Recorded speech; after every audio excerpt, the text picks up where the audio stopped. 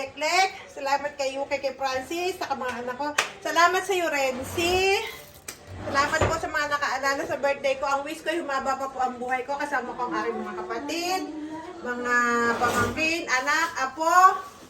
Kung meron lang po ako hindi nabanggit, ay alam niyo na po kung sino kayo. Maraming salamat sa inyo, mga kaibigan ko na nasa malayong lugar. Si Amelia, si Ella, si Edith, si Presi, lahat po kayo. Si Nida, Rosie, lahat po kayo. Lahat po. Hindi ko na po isa-isa. Alam niyo po kung sino kayo. Salamat ng maraming.